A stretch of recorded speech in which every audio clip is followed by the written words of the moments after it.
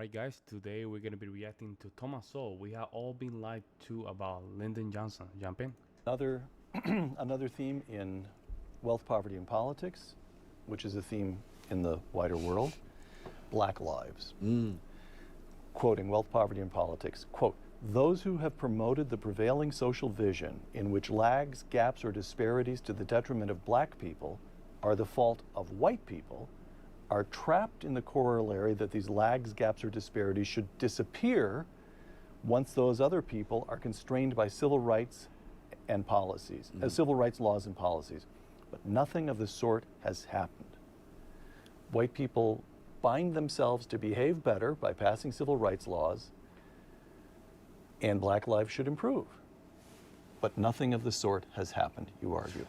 In material terms, there has been some improvement, but that improvement began long before the civil rights laws were passed, from 1940 to 1960. 1940, 87% of black families in the United States were in poverty. 87%. 87. 1960, it's 47. So there's a decline of 40 percentage points in that 20-year period. In a generation and a half. Yeah, say, and this is before the welfare state comes in under Lyndon Johnson in the form of the war on poverty, the civil rights laws, and so forth. Now, over the next 20 years, from 60 to 80, the rate of poverty among black families goes down an additional 18%, which is fine, but it's the continuation of a pre-existing trend at a slightly lower rate. So it's not, and yet it's credited in the media and even in academia, it's credited usually to the civil rights laws and to the Johnson war on poverty. But of course, this was just a continuation of the previous trend. What really turned bad were the social degeneration that occurred over that period. Okay. I could go on for days about the social degeneration, but let me give you just one quick example. When I grew up in Harlem in the 40s and 50s, I never heard a gunshot. Now, I'm sure someone fired a gun somewhere in Harlem, but it was not such a pervasive thing that you had to hear it. I'm originally from Puerto Rico, and I agree with him. The social degeneracy has taken over everywhere. And we see this in Puerto Rico as well, where you have reggaeton, all these kind of cultures and music that are just basically destroying the youth. And we see it here in this state, where a lot of these cultures are just, a lot of these new phenomena are destroying the culture to a point where it's just self-inflicted, it's self-destructive. If we don't fix some of this stuff, right, there's no way at the end we can have a country, or even the Western world is gonna just go down to hell. So somewhere here we have to stop and go back to what really matters. I have relatives in Washington. I asked them the same question. People in my generation. Growing up in Washington, D.C. Yes, and low-income black neighborhoods. Did you ever hear a gunshot when you were growing up? And the answer was no. I have relatives in North Carolina. I asked the same question. No. And now, people in housing projects especially, they put kids, some of them, to bed in bathtubs so that they won't be hit by stray bullets in the night. That's crazy. That's the homicide rate in the years that I was growing up. And I was really quite lucky as I went through the research I discovered, being in the right place at the right time. The homicide victimization rate among black males in the decade of the 1940s declined by 18%. From 1950 to 1960, it declined another 22%. And then in the 1960s, when all these wonderful new ideas in the criminal justice system came in, all of that reversed, and it shot up 89% in one decade, wiping out all the progress of the two preceding decades. And you could run through a great number of other things. The children raised without two parents present, that was about 22% in 1960.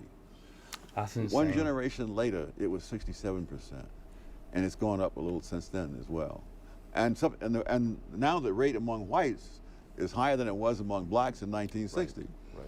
So if you look at what actually happens in the wake of these wonderful sounding policies, you see disaster after disaster. All right. So, very important question. Are the wonderful sounding policies simply irrelevant, beside the point, or do they actually play a role in these social pathologies? It would be an incredible. It would be an incredible coincidence. But you see it. In fact, and I go into this in more detail in this second edition in the book. You see exactly the same pattern in Britain, and all the things. I was about to mention this is not only in the United States. Again, I have to mention this: the Western world. And I have a theory, and I don't know how connected this is, bro. Taking the religion out of the school, that's one of them. The destruction of the family, that's another one. And we have to check feminism. Straight up, we have to check them out, right? We have to check what the cause of feminism has resulted, and how feminism has really influenced the way we see even politics. And I think that's a theory that I have, that all these things, these three together, are meant to destroy what we know today as the society. That's my opinion. I mean, in fact, right down to riots in London, Manchester, and other cities, which read just like riots in Ferguson and Baltimore. Yeah. And there's not and the things like race is not an issue because most of those people are white who are doing all of these things, right down to setting fire to police cars. So you see the same policies are brought in. And another thing that's very similar, and this gets into human capital again. People are saying, poor people can't rise in America anymore. And the data that they use leave out immigrants. Immigrants come here with little more than the clothes on their back. Go in here and by the next generation, their kids are excelling in school, going off to leading colleges and into professions. Interesting. Colin Powell was, his parents were Jamaican, as I recall. Yes. And wasn't he raised in Harlem? He's about two generations. I don't know if he was Harlem raised there. Or Brooklyn. New York, I don't know as where he recall. was raised. I know he went to college at City College, which is on the edge of Harlem at that time. Is now in the middle of Harlem. And it's interesting that they leave immigrants out of the equation. And you know what's funny about this? That you have even people from fourth and fifth generation, different areas in the United States, even the most poor white areas, and they still have some problems. And no way you were born in this land and you don't have the opportunity to move forward. No way. Listen, folks, I'm from a really small town in Puerto Rico in the mountains, and I'm doing very good. I'm doing good. I have family, moved to the mainland, and I say no to the victimhood, and I'm still thriving. I'm still thriving. Fourth generation American, by the way. Born in Puerto Rico, that is. And me and my brother, we managed to just, fight against obstacles and do something with our life. But culture, we came from a very conservative culture, and there was a lot of good values surrounded.